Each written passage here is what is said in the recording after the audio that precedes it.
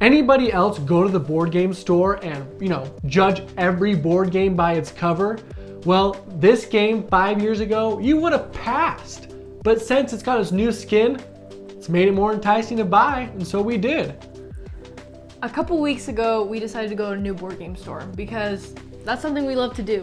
And as we were browsing games, I saw this Holy Grail shining off the shelves, and it seemed like it was calling to me. I was like, oh my gosh, what's this game? So I picked it up off the shelf, and it just happened to be Puerto Rico. And I looked at it for a little bit, put it back on the shelf. We continued looking in the store, but I just kept going back to it. I was like, look at this game. Doesn't it look cool? And Trevin mentioned, I've heard about this game before. Yeah, this game was on like the top 100 board games of all time. So it's gotta be good, right? And so we decided to buy it out of those two criteria. Completely just the look, and we have heard of it before. Yeah, like in passing. And in my mind, that saved Puerto Rico. Like he said, 5 years ago, I wouldn't have touched that game if I would have seen the cover. But holy moly, what is inside this box truly makes this game incredible. Basically, in this game, it is an action selection game. And that means on your turn, you're going to pick an action and do it. And then everyone else is going to do that same action. So be careful because you don't want everyone else to bounce off your points that you're trying to snag. But what you're going to do is you're going to build the best farm in the best village to equate your farm.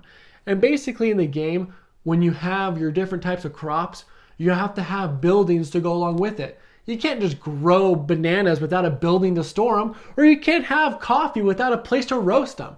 So you got to build the right buildings to be able to build and basically produce to sell and get victory points. I think one of the best parts of the game is that aspect that Trevor's talking about. Another layer to it is that you have to have a worker in both of your places. So both on your banana farm and in your village at the banana storehouse, or the fruit warehouse, I think is what it's called. And I love that aspect because as the game progresses and you're planting more in your farm, you have to see where you put your workers, distribute them in a way that makes the most sense for your game. And I really like that you can match and go as the game progresses. It's true. The allocation of workers is huge.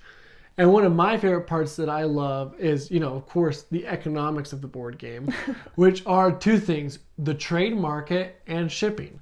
Trade market, basically you can sell your goods for coins to help you buy more buildings. But the catch is you can only sell one type of good at a time in the trade market. So you have to be careful.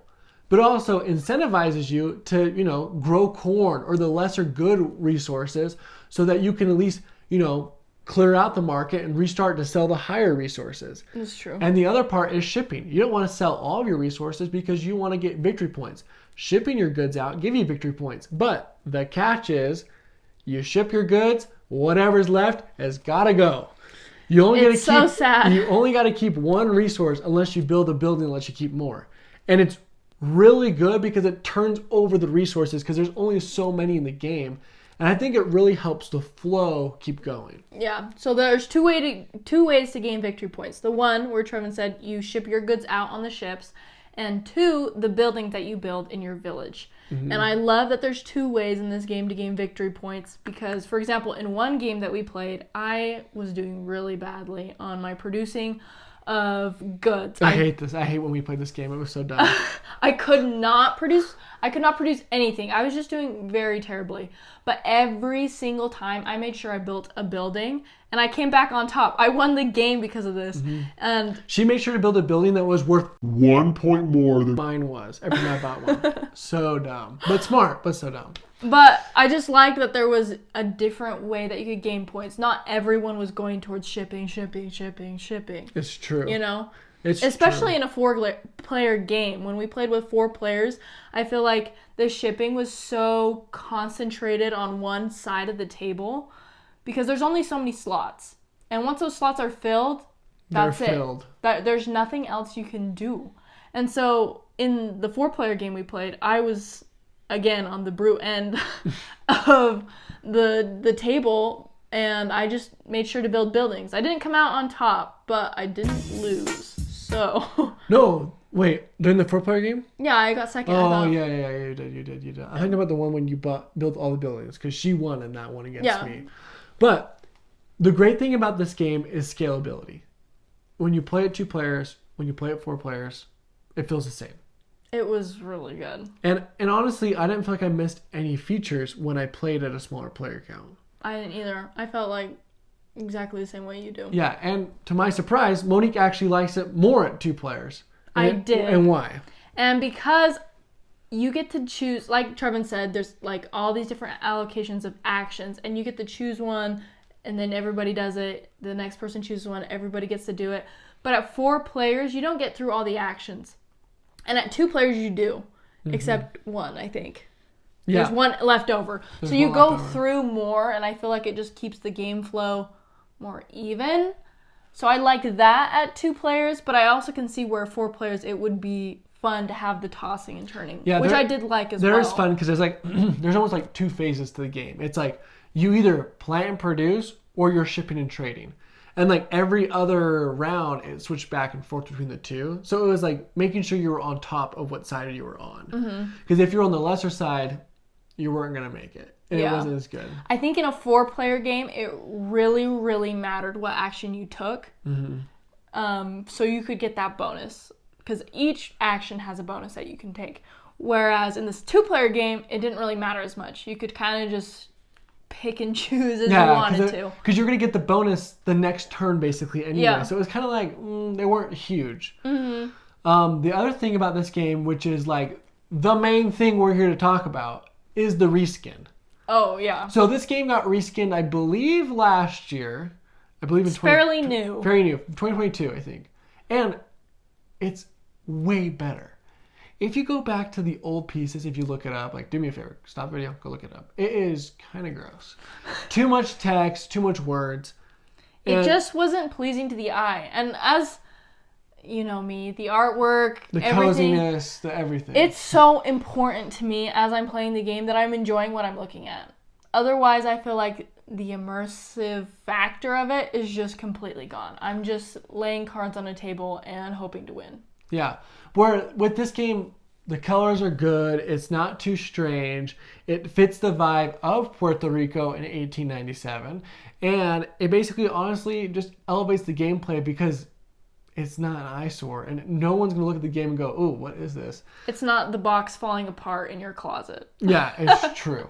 Because like the one like small thing I have about Dominion is like the artwork's kind of creepy sometimes. And so it's like when new players play, they're like, "Ooh, what is this game?" And they kind of like judge it already. Where like with this game, you don't get that. Like, because everything looks good. You know what I mean? Yeah. One last thing I want to talk about before we finish is the buildings. The buildings are kind of the smaller backbone that make the game go forward. But the one catch with the buildings is you either have to memorize them or read the rule book the whole time you're playing. Basically, each building has a little superpower. Lets you have more abilities, produce more goods, for example, plant something extra. Get more workers, get more victory points, X, Y, Z. Anything you can think of, it's probably in the back of the rulebook. And that's the problem. It's all in the back of the rulebook.